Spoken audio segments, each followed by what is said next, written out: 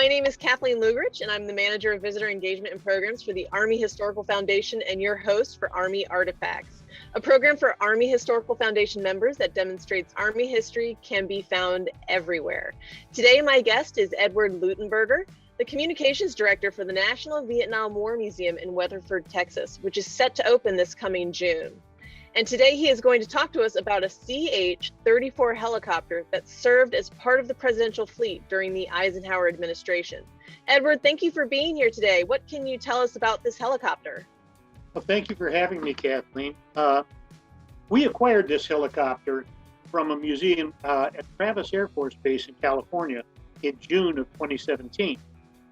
Unfortunately, we got very little information from them that accompanied the aircraft, other than a news release that was written by a senior Air Force Senior Master Sergeant Bailey.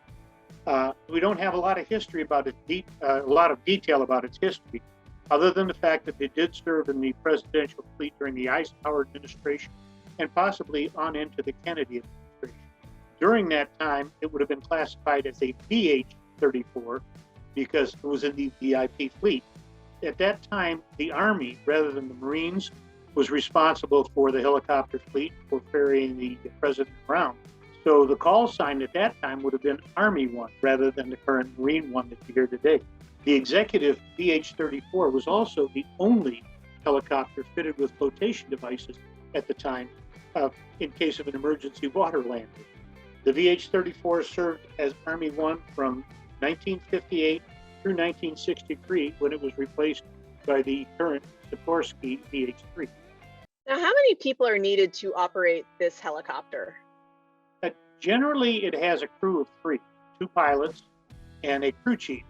The pilots obviously are responsible for flying the aircraft, and the crew chief, who's the one who actually owns the aircraft and lets the pilots borrow it to fly it, is responsible for the maintenance both on the ground and in the air. And how does this helicopter differ from other helicopters? In this period, this was probably the second largest helicopter in the Army inventory. CH-34 had the ability to carry up to 18 passengers. It had a more powerful engine than the earlier H-19, which looks very similar. Now, why is this particular helicopter important to Army history?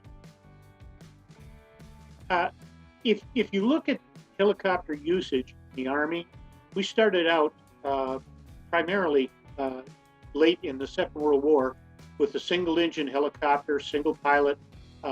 With luck, it could carry one passenger. In Korea, you advanced and you actually got the Bell H-13s, which were used primarily for medevac and observation.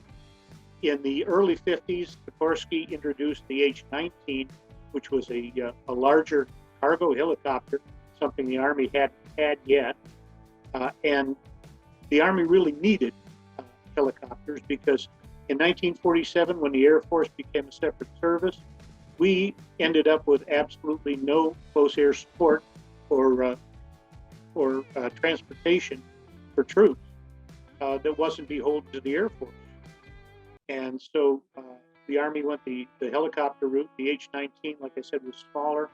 The H-34 came out in 1954, initially belonging to the Navy as an anti-submarine platform, but soon became a staple for the Army and the Marines. How can people learn more about this helicopter? The thing I would advise most people is check the internet because there's so much information out there. You know, the normal reaction is Google it, but you can find information not only about the VH-34 in the presidential fleet, but the CH-34 in all its iterations. And it ended up surprisingly being used by all of the services, the Army, the Navy, the Air Force, Marines, and the Coast Guard. So it is probably until the Huey came out, the one aircraft that everybody was familiar with.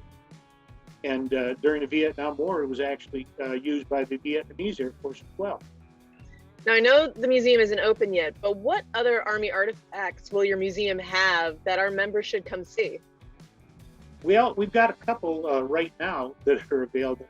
One is a very strange one that you probably won't know much about or see very often, and that's the M561 Gamma Goat, which is one of our outdoor exhibits, and it was designed as an all-terrain cargo vehicle, six-wheel cargo vehicle with an attached trailer that was powered.